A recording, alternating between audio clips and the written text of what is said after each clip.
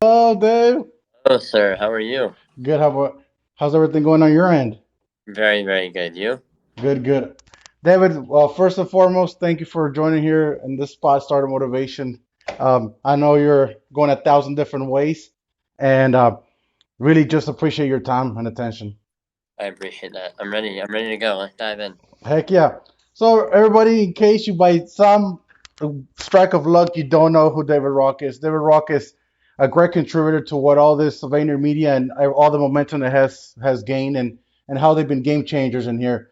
And I really want to concentrate on you, Dave. Uh, you know, where did you grow up? How were you as a kid? I was a relatively good kid. I'm from the Poconos, Pennsylvania. My mom and dad. I was homeschooled. Oh Um, wow. Started working with my dad at the age of 14, doing construction, so laying down hardwood and all that. Loved him, hated the work, and I always said if I find that I love to do, then I'll just work my ass off. So once I found video and content creation, I fell in love and just started grinding. Hey, but okay, so you pick up a camera at the age of 14 and you like really get into it, like you're going deep. But Hmm. what is it about filmmaking and all that it entices? Why is it so attractive to you? Yeah, I mean, I love storytelling. So it's funny. Before I picked up a camera, I was drawing or writing novels or creating stories. So Hmm. I think what I landed upon was camera work and editing. I actually ended up being good at it, right? So it became a skill that I was good at. Um, But a lot of other than that, just a lot of out I love filmmaking. I love George Lucas and I love the greatest I just love film so much and movies and storytelling. Hmm. Um so I guess it was my vehicle to storytell, Oh right? wow. And Love podcasts and they love being on podcasts. A lot of people like writing novels and writing books and writing articles. For me it was making movies and videos and telling people stories. that's pretty neat. And you know how you all deal with it all the time. You get your video content and you tell the story versus how it used to be the more old school way, a magazine, newspaper, and all that. But that takes a lot of effort. So you do all this, and your early stages of your life, who were like people you look up to? Who influenced you to who you are today? Yeah, I mean, Steven Spielberg. And then just honestly, I watched one video that Will Smith, some fan had mashed together a bunch of random things that Will Smith said, and I watched that video every single day, Hmm. while in high school, and I just I believed in the things that he talked about, right? Like hard work and work ethic and patience and all that stuff. I really harnessed it myself, and I just knew that if I wanted it, I had to grind, and that's why I did a lot of free work. That's why I offered a lot of pro bono services and anything I can do to just keep building skills and honing my craft. Um, Free work, man. I really this. I believe in it so much. Even right now, I do free things just Uh-huh. because it's why not? You know, and it's just another opportunity. It's another. People are so precious with their time, and I tend not. I believe that working on your craft, even if it's with a client, is another way to learn. Definitely, and I know you said it time and time again. People don't really want to do what it takes to get that opportunity, that chance, your foot in the door. A lot of times you have to not be able to sacrifice a wage, be able to not do things on your own terms, just for the chance to really show what you got. But definitely, that is very true. Um, 100%. so what do you, I see you're like a little foodie. Like what are you into? You to cooking? You chop it up? What? Yeah, I mean, my mom used to teach me how to cook all the time. I've lost a lot of those skills, but I know a little bit of cooking here and there. Yeah, I love. I'm a big foodie. That's why I love New York City so much. Like, we have Asian, we have Korean, we have Italian, we have Spanish, we have everything, and I love it all. So if yes. if one of you if they told you, hey David, tomorrow you're not gonna make it. Today you get your last meal. What would be your a starter, an entree, and a dessert you would have as your last meal? Starter, burrata and heirloom tomatoes. Main, a great burger. Just a really good burger. And then dessert, just one cheesecake uptown, or chocolate chip cookie dough ice cream in a cone with some fudge. Oh, Call heck yeah, right on. Hey, I cooked 7 years of my life professionally. I originally went to culinary school, but that life just wasn't me, man. It's a painstaking life. It's a it's funny. For filmmaking, I wanted to be a cook and I wanted to be an architect. Those were the two things that I was actually thinking about before filmmaking. So dude, that's crazy. Remember I told you I'm staying here in Monaca. I'm actually really close to the Beer Valley Mall. I'm next to it right now. But okay, I appreciate like here in Pennsylvania how people take pride in pickling their own things and growing their own gardens. yep, That's pretty amazing. that's pretty legit stuff. Heck yeah. And so you got all into the filmmaking and you develop your craft. Like, what do you think are some of the most underrated things that are offered by filmmaking? What do you think that people, the regular Joe like me, that don't know behind the scenes, that don't appreciate in filmmaking? Well, in filmmaking, it's something that I've started to really learn about and like really become to appreciate over the last 2 years. The lighting, like lighting is insane. Like a great film or a great um DP who like understands what great lighting is, Uh-huh. it it blows my mind away. Like now, I pay attention to lighting almost every like movie or show thing. So I think that's underrated. But I also think that um the pre-production process is wildly underrated. Like really establishing your shots and like coming up with a storyboard and stuff. These are all things I haven't had a ton of experience doing because working with Gary was always like running gun and was always like here film whatever and like edit it into something.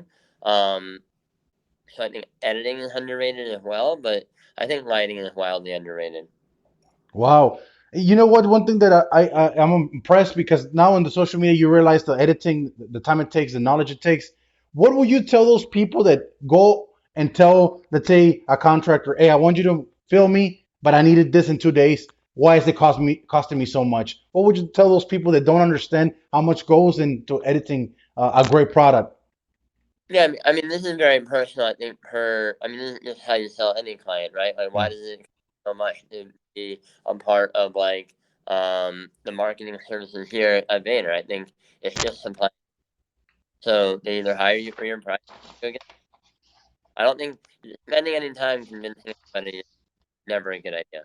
That is true. Yeah, Because you can either be cheap and get a bad product or pay for what it's worth. you lose the leverage. Exactly. You're right. You are very So correct. them to like understand, then you're already like downplaying yourself. They either get your price or they don't, and then they walk away, and then they find someone else. Yeah. Yeah, that is true. Too many clients out there, you know. Yeah, and you know, you being a businessman, you know how it goes. Sometimes there's people that just wanna, they know what they're getting, but they wanna just try and chop off something off the top, but they're not gonna get it. You know how it goes. What I always tell people and freelancers like yourself and everybody else, yeah, but you're in full control. You say no. Catered. Heck yeah. Custom No, made. but honestly, like it's like Gary talks about this a lot in terms of like life, but also like in work accountability, man. You decided to take the client after they negotiated you down. You can't get grumpy. You True. decide. You decided to do that work. You don't have to. There's other clients you can get. Well, that's deep. You made the call to get that client. Pretty much don't bitch about it. That's And that's yeah, if they cut you down, you agreed to that price and you started it, right? that You is true. don't have to at all. You move on. Be like, sorry, not for me. Hey, so everybody gets you come across different platforms. You get interviewed as well. But is there any experience or story of something tough you came across and you're like, man, many people don't know this, and this was like tough, and I didn't know I was gonna get over it. Is there anything particular that sticks out to you? In what way? What do you mean? So you follow filmmaking, and I mean in the following way: did you ever doubt if you had what it took, and did you ever come across, let's say, clients, or you had a good setup and you thought you had it good, and somebody ended up backing out last minute, or bashing you for no reason? Yeah, I mean, listen, we're client services. You're always gonna have that, no matter how good or bad the client is. You're always gonna have pushback and feedback. Hmm. I will say that, like, almost every day I doubt myself in terms of like, is my work good enough? Am I good enough? Is this like great? Is this better than my last? And so I think doubt is part of like why I like to work hard, because then I just keep proving myself wrong. You know? Seriously, wow. Like Yeah. I Yeah. mean, I'm not saying that you don't because that's why you're good at your job, right? You gotta keep, you gotta be humble, right? You gotta keep yourself in check. But I know there's a lot of people watching right now. Hear you say that you doubt yourself all the time, and I'm pretty much you're like detailing what you do. That's pretty like crazy to me. Yeah, because listen. I think it's my mindset and how I trick myself into working harder and always try to prove myself. Right? Yeah. Like doubt is my motivation. I think it got bad over like maybe the last 2 years. I went into a dark place and like over doubted myself and didn't believe in myself enough. But those tables are turning, and I'm really like really proud of the man I'm becoming. You know. Heck yeah. You no, definitely. I mean, we all see it. I'm a fan of what you've done, and more of a fan of the actual thing that people sometimes concentrate on the end product. People see your videos, and people that don't understand don't know it's you, don't know the hours that went, the experiences. But And by the way, like I'm okay with it. I think the mission I had was just making Gary the biggest brand ever, and now uh, like that's what we focused on. I don't think it's all about credit. I don't think it's all about. There's such a great team behind Gary, not just me. hmm Uh, there's just like a lot of people that put in a lot of hours, and not everybody gets credit, but it's a job, and it's like we're happy doing it. We're working hard, and we're telling the stories that we want to tell, and we're changing the world one video at a time. And I heck, think that like that one Will Smith video that I watched, that changed my life. And I think we when we put out content every day, we're just trying to hit that one kid that like needed that, or one adult that needed that one moment to hear it and then like change their life. And that's the most intoxicating feeling in the world. you I know definitely agree. Like you said it before, you don't know who you're gonna influence. Even if you sometimes more other people believe more in yourself than you do in your very own person. And what comes out of here could be a poison or could be life.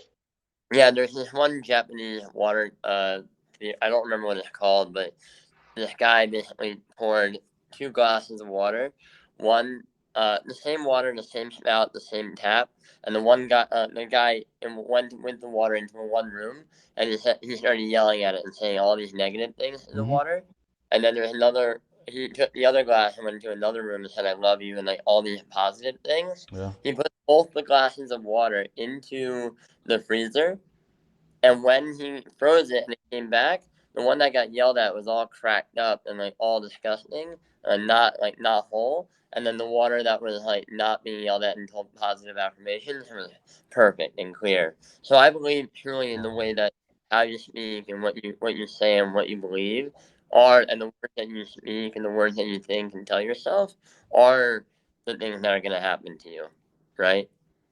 Definitely, I, definitely. Yeah, that's one of the truest, and yes, I said truest things that in our world. So, D-Rock, what's next for you? Making more videos, man. Just as Gary's empire keeps growing, I just want to keep being a part of it. And I like the ADD that he has in terms of like he like likes to touch everything in every industry. And so being near him, whatever he's working on, currently VFriends is a big focus and priority of mine, Hmm. and I love it.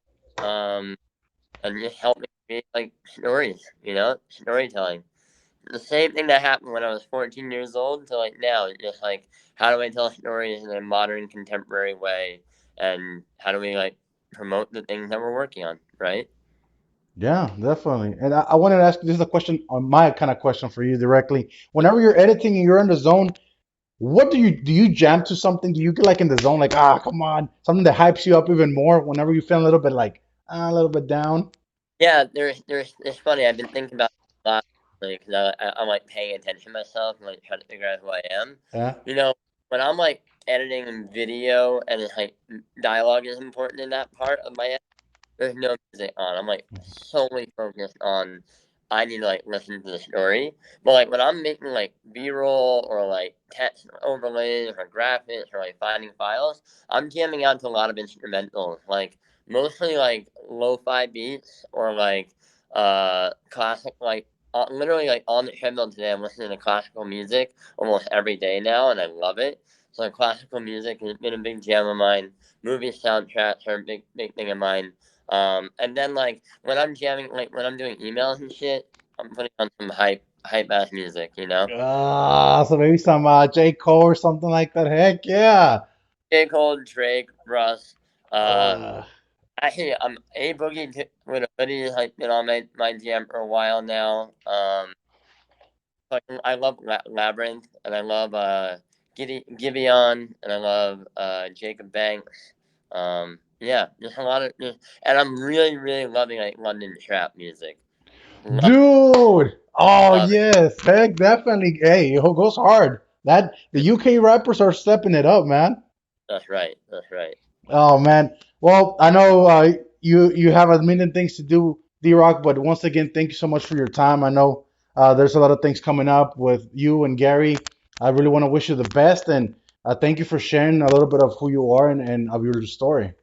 Of course. Thank you for having me, man. I had a lot of fun. Thank you everybody for joining Star Motivation. I'm your host Yako. Peace. And I'm David. Yeah. Bye. Later, bro. Thank you. You're welcome. Bye bye.